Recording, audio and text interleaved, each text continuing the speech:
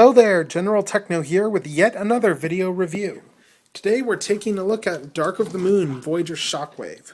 Shockwave's in the upcoming film as one of the baddies, and he turns into, yet again, a pile of parts, which is, in this case, a Cybertronian tank. Now, he's kind of a bit like the tank drone in Beast Machines in that he has an off-center cannon right here. And he's got these little cowcatcher things at the front. He's also got the same hose that his G1 counterpart had, which is a really nice touch. And he's got a few mech-tech weapons in this mode. You can trigger the weapon by just pressing this in here, and you can lock the little button in place by just pegging it in. And honestly, I think it looks a bit better in this mode because it fills out the fact that there's a gap right here in the center.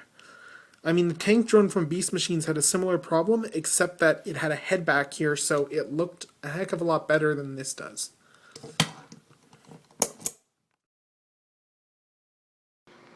Shockwave is one of those figures who's essentially a compressed ball of parts, and as such is one of those unfold to transform type figures.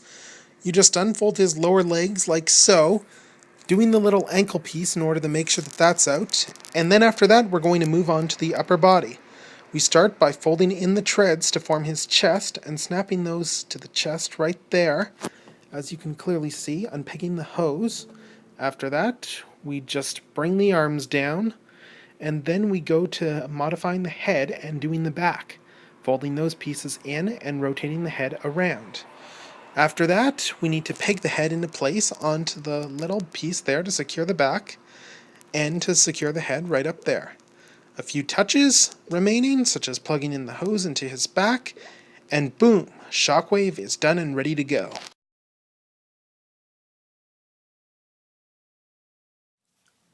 In robot mode, Shockwave has a lot of features that are reminiscent of the original G1 toy. He's got the purple and gray chest here, which is wide like the original, the single eye, as well as the little antenna on the side of his head. And further, he's got the gun arm. In fact, he's got an entire arm that is, as you can see, there's a hand here, which I'm going to go ahead and fold out. But if you want, you can also remove this weapon here, as it's actually part of the mech-tech gimmick. This gives him a leaner look, as you can see right here. The blade also comes out here so that you can just get him lean and mean and without any weapons, unfortunately. As shown during the transformation, he also has his characteristic hose which connects to his weapon, although it does detach if you stretch it enough. And in fact, it does inhibit the arm movement to a certain extent. It's not hard to knock that hose out of there. But quite frankly, I don't mind that at all because it's a really cool feature to include the hose like the original toy. And even then, the hose does have some degree of posability. Additionally, I've noticed that during the course of this review, if it becomes unpegged from here and you need a bit more mobility, the screw holes up here and here also manage to dual function as mech-tech ports. So you can actually plug the hose in here if you want to get a bit more range out of it. And last but not least, there's also the head sculpt. Like animated Shockwave, movie Shockwave has really good light piping on his eye. It's got no direct background lighting here, and it's already this bright. If we add a light behind it, well, it increases in brightness just all that much.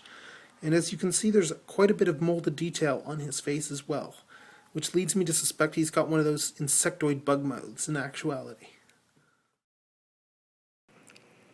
Though he has a bit of a lackluster alternate mode, Shockwave's robot mode really is quite impressive. You can get a number of poses out of him, even with that little limitation that exists in his hose, and he looks pretty good from all angles even still.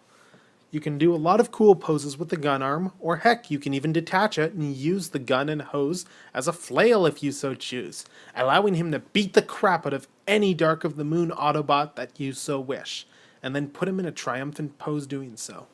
Posable as Shockwave may well be, however, he does suffer from the fact that, well, his alternate mode is still one of those Cybertronian piles of crap, even though it's one of the better ones.